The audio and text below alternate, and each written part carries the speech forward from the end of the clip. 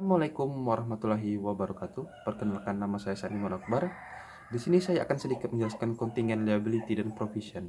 Nah, saya langsung saja masuk ke materi, yaitu kewajiban bersyarat atau kontingen liabilities. Jumlah dan kapan mengharuskan kita melakukan pembayaran, yaitu belum bisa dipastikan, karena tergantung dengan peristiwa yang akan terjadi di kemudian hari. Kewajiban atau kewajiban pasti, kapan dan berapa jumlah yang akan dibayarkan di masa yang akan datang sudah bisa ditentukan. Akuntansi untuk kewajiban bersyarat bergantung pada tingkat keterjadiannya. Nah, untuk tingkat keterjadian ini dibagi menjadi 4, yaitu yang pertama ialah remote atau tingkat keterjadian rendah, kurang dari 5%. Nah, kalau untuk remote ini tidak ada perlakuan akuntansi.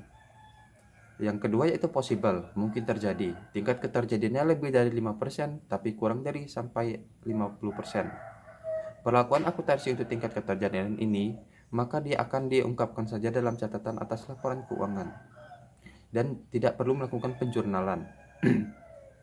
Yang ketiga yaitu probable atau mungkin terjadi. Tingkat keterjadiannya lebih dari 50% sampai dengan 90%. Probable ini juga sering disebut dengan provision atau kewajiban bersyarat yang tingkat keterjadiannya lebih dari 50%. Perlakuan akuntansinya yaitu harus diakui, diukur nilainya, dicatat, dan diungkapkan dalam laporan keuangan. Dan yang terakhir yaitulah virtual certain atau hampir pasti. Tingkat keterjadiannya lebih dari 90%, tapi tidak sampai dengan 100%. Perlakuan akuntansinya yaitu adanya pengakuan, pengukuran, pencatatan, dan akan diungkapkan dalam laporan keuangan. Fokus bahasan adalah provision, yang tingkat keterjadiannya lebih dari 50%. Ada dua penyebab kemungkinan munculnya kewajiban bersyarat. Yang pertama yaitu kewajiban bersyarat muncul karena memang secara legal atau hukum ataupun legitasi.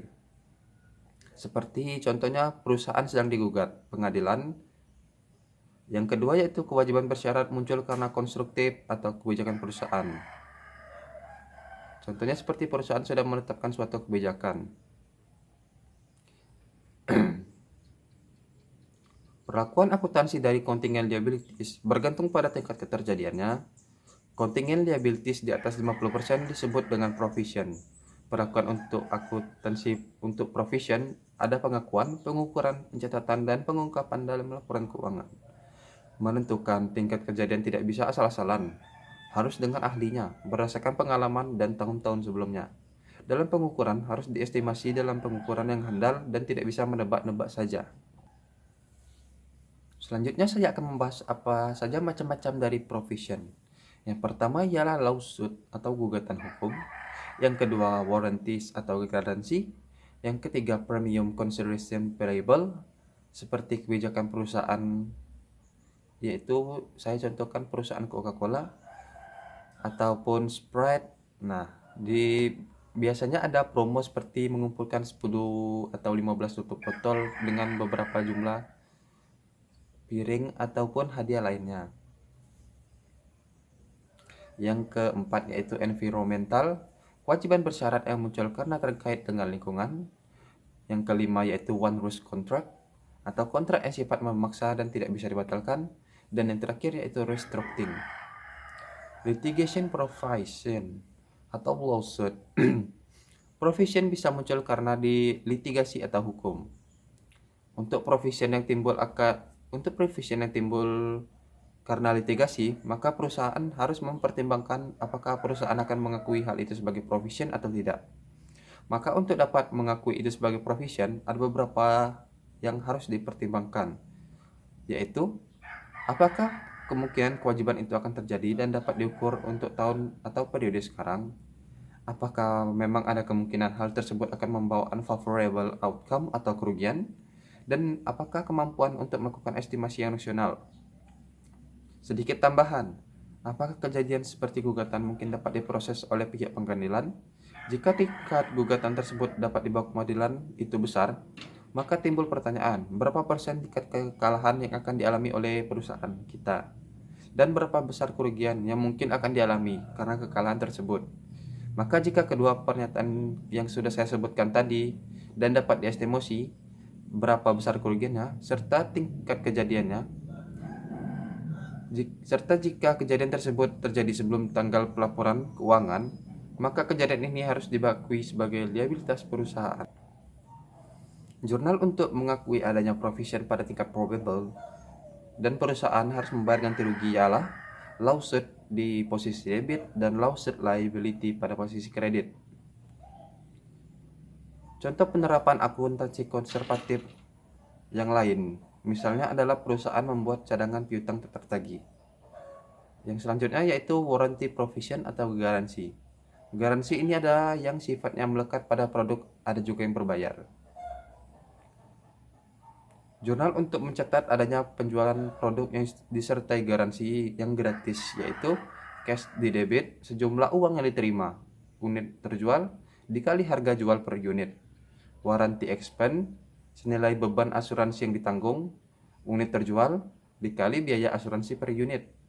Sedangkan di posisi kredit ialah warranty liability senilai beban asuransi yang ditanggung, unit terjual dikali biaya asuransi per unit. Dan sales revenue senilai pendapatan yang diakui oleh perusahaan, unit yang diserahkan dikali harga jual.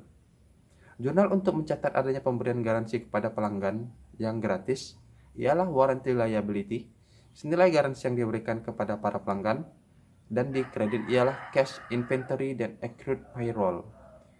Kenapa di sini terdapat banyak akun?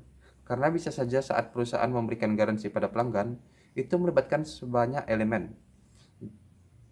Nah, dalam memilih garansi, pilih yang mana lebih duluan. Jurnal untuk mencatat adanya penjualan produk yang disertai garansi berbayar. Yang di posisi debit ialah cash, sejumlah uang diterima, unit terjual, harga jual per unit, ditambah biaya garansi. Dan di posisi kredit ialah unearned warranty revenue, sebesar garansi yang belum diberikan. Sales revenue senilai pendapatan yang akui perusahaan, unit yang diserahkan dikali harga jual. Jurnal untuk mencatat adanya pemberian garansi kepada pelanggan berbayar ialah unearned warranty revenue sebesar garansi yang sudah diberikan, dan di kredit ialah warranty revenue. Consideration payable atau premium. Jurnal untuk mencatat pembelian persiapan hadiah atau premium ialah premium inventory sebesar hadiah yang disiapkan oleh perusahaan, dan cash sebesar uang yang dikeluarkan perusahaan untuk membeli hadiah tersebut. Jurnal untuk mencatat penjualan dan juga estimasi hadiah nantinya akan diberikan oleh perusahaan atas penjualan produk. Ya, dengan cash sebesar uang yang diterima oleh perusahaan atas produk yang terjual, premium expense sebesar estimasi hadiah yang nantinya akan diberikan kepada pelanggan, dan di kredit ialah sales revenue sebesar penjualan barang, dan premium liability hadiah yang belum diberikan saat itu. Jurnal pada saat sudah diberikan kepada pelanggan ialah premium liability di debit dan premium inventory di kredit. Environmental provision merupakan kewajiban kontingensi provision yang timbul karena lingkungan. Jurnal untuk mencatat adanya hutang environmental jika terdapat biaya pembongkaran alat pengeboran, drilling platform atau tempat pengeboran sebesar nilai sekarang dan biaya yang akan dibayarkan nantinya, dan di kreditnya ialah environmental liability. Jurnal untuk mencatat adanya beban depresiasi dari alat pengeboran, yaitu depreciation expense di debit sebesar nilai sekarang dari biaya pembongkaran jangka waktu pemanfaatan, dan di kreditnya ialah accrued depreciation plan assets. Jurnal untuk mencatat adanya beban bunga atas manfaat yang diterima karena pengeboran ialah di debitnya interest expense sebesar nilai sekarang dan biaya pembongkaran dibagi tarif discount rate, dan di kreditnya ialah environmental liability. Jurnal untuk mencatat pembongkaran alat pengeboran di akhir masa manfaat. Jika ada pembongkaran yang dilakukan lebih kecil dari biaya pembongkaran yang telah dihitung sebelumnya atau untung, ialah environmental liability di debit senilai biaya pembongkaran yang telah ditentukan di awal. Gain on settlement of environmental liability selisih biaya pembongkaran yang telah ditentukan di awal biaya yang dikeluarkan pada saat ini, dan cash senilai uang yang dikeluarkan oleh perusahaan untuk biaya pembongkaran. Jika ada biaya pembongkaran dilakukan lebih besar dari biaya pembongkaran yang telah dihitung sebelumnya atau rugi, jurnalnya ialah environmental liability di debit senilai biaya pembongkaran yang telah ditentukan di awal.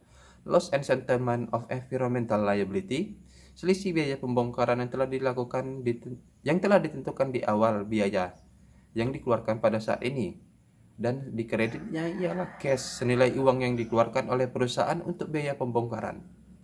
Onerous contract atau kontrak yang sifatnya memaksa atau membebani ialah suatu kontrak yang memaksa. Misalnya di sini ada sebuah PT sepakat untuk menyewa gedung sebesar 40 juta selama 3 tahun. Ternyata sampai akhir tahun pertama, PT tersebut diharuskan untuk pindah gedung lain. Namun ternyata kesepakatan sewa gedung yang telah ia lakukan sebelumnya tidak dapat dibatalkan dan tidak bisa dialih sewakan. Di mana jika PT tersebut tetap ingin membatalkan sewa, maka ia harus membayar denda. Uang denda yang dibayar karena ini nantinya akan diakui sebagai kerugian oleh PT tersebut. Dan yang terakhir yaitu restructuring.